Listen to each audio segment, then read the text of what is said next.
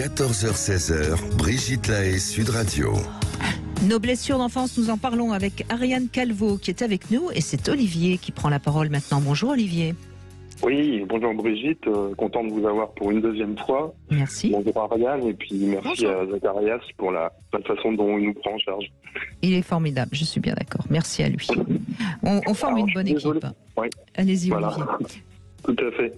Je voulais juste dire que je suis désolé, j'ai pas pu me libérer pour écouter toute l'émission avant pour Je vous en des prie, raisons c'est de pas grave. travail et donc voilà, je le regrette. Mais c'est pas grave, Pas dans le dites-nous, vous, qu'est-ce que vous diriez, vous connaissez votre blessure, ce serait laquelle? J'ai pas trop entendu, mais moi j'ai lu des trucs aussi, pas mal de livres de développement personnel et de psy, et moi je dirais que, alors je sais pas lesquels vous avez cités, mais moi je dirais que c'était humiliation, injustice et éventuellement abandon que j'ai vécu. Alors je sais pas ce que je dois dire, le niveau de synthèse que je dois faire, j'ai pas préparé, mais bon, si vous voulez, je vous résume un peu ma situation. Oui, allez-y, oui. Des un père qui s'est bien occupé de moi, qui m'a toujours abaissé. Depuis tout petit, je me mettais au foot, Platini c'est le meilleur, tu feras jamais comme lui dès ma première journée. Il était alcoolique. Quand j'étais au téléphone, que quelqu'un m'appelait, il venait tout de suite me dire oui, 2-3 mots, pas plus. Hein. Pour socialement avoir des amis, c'était pas évident, j'étais tout le temps crispé. Quand on était à table, un autre exemple, ce sera le dernier, on était assis, mon père avec moi à droite, ma mère à gauche et ma soeur au fond, et je pouvais rien dire. J'allais là-bas, j'allais manger l'estomac crispé, j'en vomissais des fois, et par exemple si je me parlais à parler de dire un mot, n'importe lequel, je sais pas, à l'époque, tiens Chirac il a fait ça, quoi, tu connais quoi en politique, Oui, tu connais rien, et on sent qu'aujourd'hui encore, rien que d'en parler, c'est... Il y a de l'émotion, oui. Voilà, donc pour donner un exemple, après les études, j'ai voulu faire médecine, et il m'a dit, je cite, ouvrez les guillemets, faut pas péter qu'on a eu plus haut qu'on a le cul, mon pauvre, et ça a toujours été ça. Et puis j'avais une mère qui était working girl, c'est bizarre parce qu'elle est montée très haut. Elle a commencé comme comptable et elle a fini directeur financier du holding parce que la boîte a grossi. Et voilà quoi. Donc moi j'ai vécu là-dessus et ça m'a posé des problèmes de. Et votre mère donc était très absente, hein, c'est ça? Elle était très absente. Oui. C'est vrai que moi dès le CE2, je rentrais tout seul chez moi. Un exemple, ça marque quand on est petit. Je marchais au milieu du chemin parce que ma maison était au fond d'un grand chemin et je marchais au milieu l'hiver au cas où je me ferais agresser. Je rentrais tout seul dans la maison. Et puis j'ai toujours été crispé. J'ai pas pu me faire beaucoup d'amis. C'était parce que je pouvais pas les inviter. Je sais pas, j'avais peur de tout un peu. Donc j'ai eu du mal à me faire des amis. On sent pas mal d'insécurité, effectivement, qui est très très liée à la blessure d'humiliation. Moi, je pencherais pour une blessure de rejet. En fait, traditionnellement, on dit qu'on a plutôt une grande blessure qui est très souvent soit abandon, soit rejet. J'expliquerai plus tard les différences si c'est intéressant. Et ensuite, très souvent, humiliation va avec la blessure de rejet. Et chez vous, alors, il y a très clairement une blessure d'humiliation. Et je pense que ça s'est fixé sur la solidité de votre identité, c'est-à-dire qu'on sent que vous n'avez pas pu vous construire avec la confiance que vous aviez assez de ressources et assez de valeur pour affronter la vie et devenir quelqu'un de bien et d'important. Oui, tout à fait. Comment est-ce que vous avez surmonté ça, cette blessure d'humiliation? J'ai pas vraiment, j'ai quand même fini cadre sup, alors ça fait bien de le dire, quoi, avec ce bagage. Mais en gros, moi, je voulais faire médecine et je le regrettais tout le temps. Après, quand j'ai pris plus ou moins mon autonomie, j'étais bien à peu près entre 23 et 30 ans. À 30 ans, j'ai fait une dépression très courte. Je suis resté enfermé 15 jours ou 3 semaines sans bouger chez moi. Et c'est ma mère et ma sœur qui venaient me voir. Et j'ai tout de suite repris le boulot, arrêté les antidépresseurs très rapidement. Après, je vous la fais court. Après, j'ai déménagé de région parisienne. Bon, après, j'ai repris des études. J'ai fait ingénieur informatique, etc. quand même. Alors que, je voulais faire médecine, mais à 30 ans, on va pas faire médecine. Et donc après, j'ai déménagé de région parisienne. Je suis parti en Aquitaine et j'ai coupé les ponts avec les amis que j'avais quand même. commencé à m'en détacher parce que je me renfermais sur moi-même et tout. Déjà, je pense que j'ai toujours été... Mais aujourd'hui, vous avez, ça va, vous arrivez à... Non. Parce que on a l'impression, on sent que par exemple, quand vous me dites je vais faire vite, mais non, prenez votre place, hein, vous êtes à l'antenne et on vous laisse votre place, vous voyez. Et on sent qu'il y a encore cette difficulté à prendre votre place, Tout à fait. Olivier. Et c'est comme si dans votre vie, vous cherchez à tenir, mais pas vraiment à exister pleinement.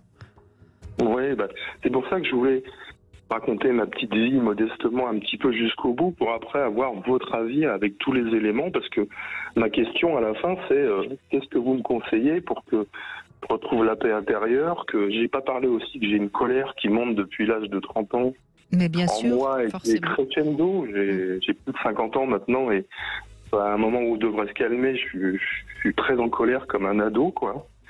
Et j'ai toujours des crises de colère et tout. J'ai fait une grosse dépression.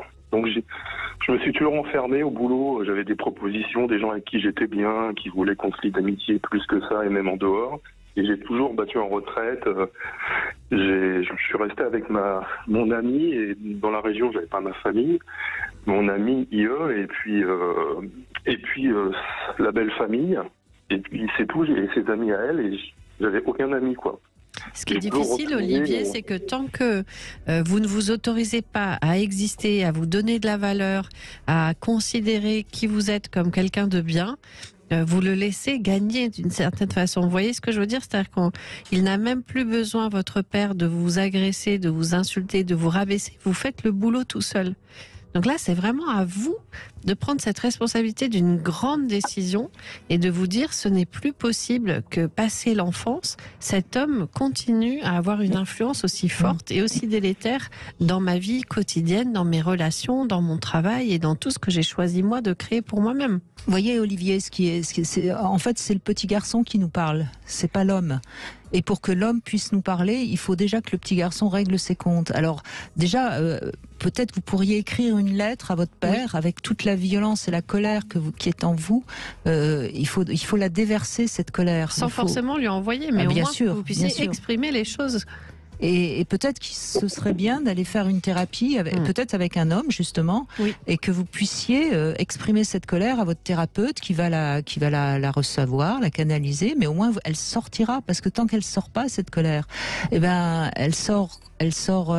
reste à l'intérieur de vous et elle fait du mal à vous-même. Exactement. Vous comprenez? D'accord. Ouais, j'entends mal qui me parle parce que j'ai un problème, c'est mon téléphone, c'est mon antenne chez moi.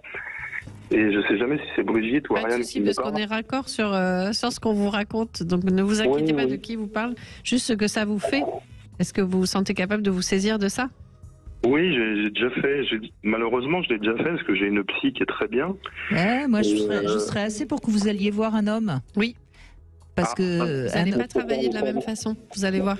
Parce qu'un homme, ça va très vite. Vous allez faire le transfert sur votre père et vous allez être en colère contre votre thérapeute. Et là, vous allez pouvoir l'exprimer, votre colère, et elle va sortir. Le pauvre. Ouais, Le pauvre. Non, c'est vous le pauvre pour l'instant.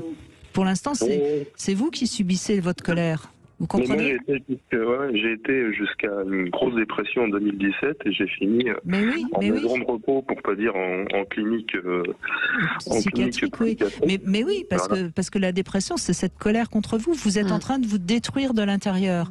Il faut que ça sorte, ce mal-être et cette violence qui doit s'adresser à votre père. Vous étiez un gentil petit garçon. À aucun moment vous n'avez su vous défendre face à votre père. Mais maintenant, vous êtes un homme, vous êtes adulte. Alors faites de la boxe, écrivez-lui une lettre, mais sortez cette colère. Vous avez le droit d'être violent sur le plan, évidemment, symbolique. Je vous dis pas d'aller casser la figure à vos voisins. Vous comprenez? Non, mais je suis violent en parole. Donc, mais c'est vrai que là, j'étais avec mes ou aller jouer au théâtre, vous voyez, il faut que vous puissiez exprimer cette colère qui ne sort pas. Les arts martiaux, c'est une bonne idée parce que la colère, c'est vraiment une émotion qui s'inscrit dans le corps et qui a besoin de sortir et de s'extérioriser. Alors évidemment, il s'agit de blesser personne, ni psychologiquement, ni verbalement, ni encore moins physiquement. Mais en tout cas, À un moment ou à un autre, il faut que ça s'exprime d'une façon ou d'une autre. Et très souvent, le verbal ne suffit pas.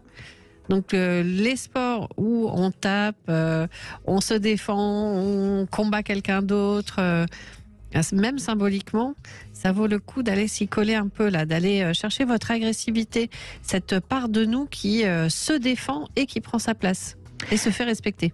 Alors Olivier, si vous voulez, vous écouterez en podcast et vous écouterez peut-être un peu mieux et à ce moment-là, vous saurez laquelle des deux vous a parlé, mais de toute façon, je crois qu'on on se recevait 5 sur 5, donc ça vous fait de toute façon de bons conseils. Joli stéréo. Sincèrement, Olivier, faites sortir cette colère, je vous assure. Ça va être difficile au début, vous allez vous faire peur, mais ça va vous aider énormément.